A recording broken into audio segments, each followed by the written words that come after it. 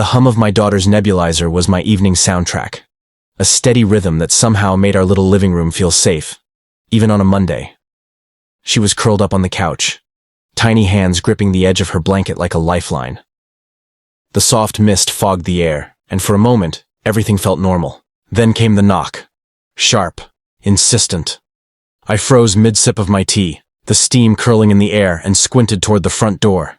It wasn't usual for anyone to come by at this hour. "Can I help you?" I called, walking toward the door. On the porch stood Karen, our HOA's self-appointed enforcer of all things wrong.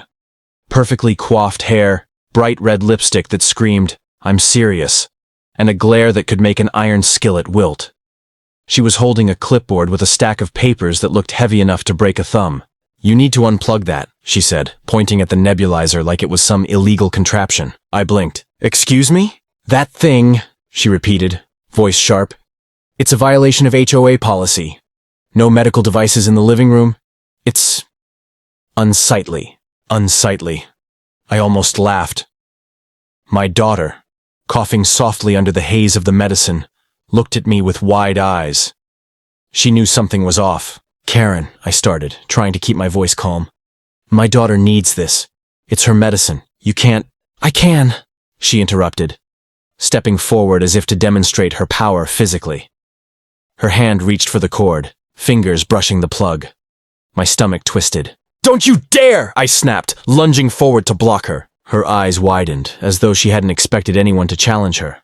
"I'm just enforcing the rules." "Rules don't come before my child's health," I yelled. My voice cracked, not with anger but sheer panic. My daughter started to cough harder, the small machine's rhythm faltering as the plug came free in Karen's hand. I couldn't think. I couldn't move fast enough. My heart pounded so loudly I thought she might hear it. And then, before the chaos could get worse, there was a sound that made everyone freeze, the unmistakable rumble of a truck engine. Outside, headlights cut through the dim streetlight. I didn't recognize the car at first, but the figure stepping out was impossible to ignore. Tall, broad-shouldered, upright, and radiating authority. The kind of presence that made even Karen pause. My father. My Marine father. Karen's hand froze mid-air, the cord dangling uselessly between us. And for the first time that evening, I felt like maybe, just maybe, this was about to get interesting. The air seemed to shift the moment Dad stepped onto the porch. His boots hit the concrete with a cadence that was almost rhythmic, almost militaristic, and Karen's perfectly manicured hands trembled slightly on her clipboard. I could see it in her eyes. Suddenly, this was no longer her domain. "Mom! Dad!" my daughter gasped, relief mingling with confusion. She clutched the blanket tighter as if she could shield herself from the tension spiraling around her living room. "Easy, sweetheart," Dad said, his voice calm but firm. He surveyed the scene with a quick glance. Karen, me, the unplugged nebulizer. Then he looked at the device in my hands. "She needs this. Now." Karen, trying to regain her composure, lifted the clipboard like a shield. "I'm just enforcing the HOA rules. You cannot—" Dad cut her off with a raised hand, the kind of gesture that doesn't scream threat but demands obedience. "Step back," he said quietly, every syllable measured. "You're not touching that machine again. Understand?" Karen blinked, her mouth opening and closing like a goldfish. I have the authority?" "You have no authority over my daughter's health," Dad replied, voice unwavering. The calm, deliberate control in his tone made the words feel heavier than any shouting could have. I moved closer to the couch, plugging the nebulizer back in while Dad stood between us and Karen, his stance a perfect blockade. My hands shook as the machine hummed to life again. My daughter sighed in relief, tiny shoulders finally relaxing. Karen's eyes narrowed, and for a moment, I thought she might escalate. Maybe she'd call the police. Maybe she'd start waving HOA bylaws around like a sword. But Dad wasn't just anyone. He exuded that Marine presence where you didn't question him. It's the kind of presence that makes rules, arguments, and even red tape feel meaningless. "Do you even realize what you're doing?" Dad asked, his gaze sharp but controlled. "You're threatening a child with a medical condition over a stupid policy. Do you know how serious that is?" Karen's clipboard wavered in her hand. "It's policy. Rules are rules. Rules don't come before life," he said firmly. Every word felt like a hammer striking truth. Now, step back and leave, before this becomes much worse for you. I could see the gears turning in Karen's head. Pride, anger, disbelief, all mixing into a storm cloud of frustration.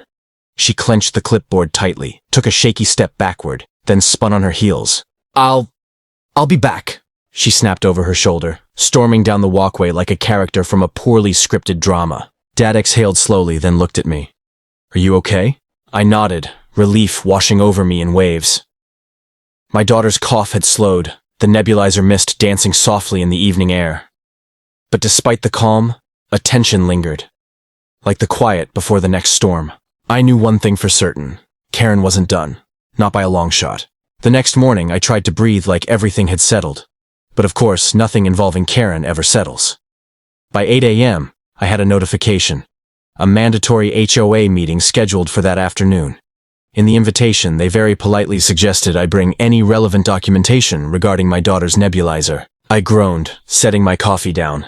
Even reading the words made my blood pressure spike. Dad, you don't have to come, I said, half laughing, half panicked. It's HOA nonsense. Dad's expression didn't waver. I'm coming. You think I'd leave you to handle a Karen alone? By 3 p.m., the community room smelled faintly of disinfectant and fear. Chairs were arranged in rigid rows, and at the head of the table sat Karen, flanked by her tiny army of HOA board members. She looked like a queen preparing to execute a traitor. Clipboard in hand, glaring like a hawk spotting prey. I walked in with Dad, and you could feel her panic before she even spoke. It's subtle, but she wasn't used to opposition, especially opposition that smelled faintly of marine authority. Good afternoon, I said, voice steady, trying to keep the tension from tangling in my throat. Karen's eyes narrowed. Let's get straight to the point, she said, every word sharp and clipped. Medical devices are not allowed in visible areas. Your nebulizer violates... Dad's voice cut through hers like a knife. She has a medical device for her daughter. You will not threaten a child over arbitrary HOA rules. Do you understand? Karen stiffened, the words slipping past her rehearsed lines. Her board members shifted uncomfortably in their seats. For the first time, Karen's confidence faltered.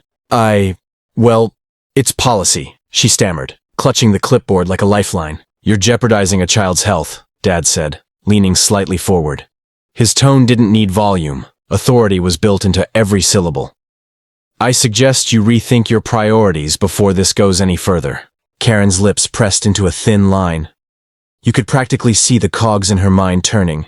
Denial, indignation, humiliation. Then, in a dramatic flourish, she slammed her clipboard on the table, papers fluttering like startled birds. I'll take this up with the board, she declared. The irony? She already was the board. Before anyone could respond, Dad gave me a calm nod. Let's leave before she tries something desperate. As we turned toward the door, I caught a glimpse of Karen through the glass panel. Her eyes were blazing, a mix of fury and defeat, plotting her next move. And in that instant, I realized this wasn't just about a nebulizer anymore. It was about ego. And Karen's ego? Well, it didn't know limits. Outside, the afternoon sun hit us with a warmth that felt almost like a reprieve. But even as we walked to the truck, I could feel it. Karen wasn't done. Not by a long shot. Something was coming. The following weekend, our neighborhood felt off. There was a tension in the air, like the calm before a storm, or worse, the kind of quiet that makes you check your doors twice. I had hoped Karen would have cooled off after the HOA meeting, but my gut told me she hadn't. I was in the living room, my daughter curled up on the couch with her nebulizer humming softly, when the knock came. Again. My heart sank before I even opened the door. There she was. Karen, looking more determined than ever, clipboard forgotten this time. She had that stare, the one that said, I will not be ignored. I told you, she hissed, voice low and threatening.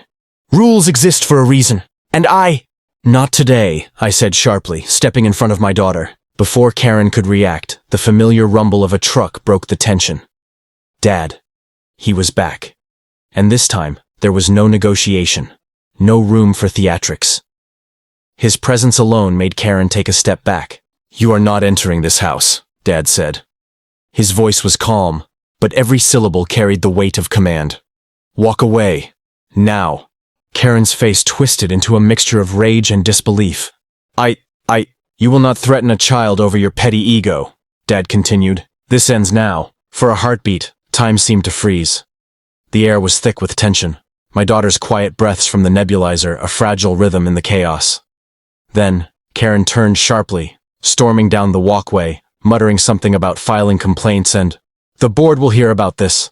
As the screen door slammed behind her, Dad finally relaxed, exhaling a long, slow breath. He turned to me and smiled, the kind of smile that made me feel both safe and silly for ever thinking we could handle Karen alone. "She's relentless," I admitted, shaking my head. "I don't know how long this will last," Dad chuckled softly, ruffling my hair. "Egos like hers are dangerous, but they're predictable. Karen thrives on attention. Ignore her, and she'll eventually exhaust herself. Until then, we protect the vulnerable." I looked at my daughter, her small chest rising and falling steadily with each misted breath, and realized just how high the stakes had felt. Karen hadn't just unplugged a machine, she'd crossed a line, and having Dad there had made the difference between a minor drama and a real disaster. Even as the sun dipped low behind our houses, casting long shadows across the quiet street, I knew the battle with Karen wasn't truly over. But in that moment, I allowed myself a rare feeling. Relief. Because sometimes, the most unexpected heroes are the ones who show up when you need them most. And sometimes, they're Marines. If this story hit home, tap like, because ordinary people standing up can change everything. Subscribe to Karen Edition so you don't miss real moments of courage and justice. And tell me in the comments, how would you handle a Karen like this?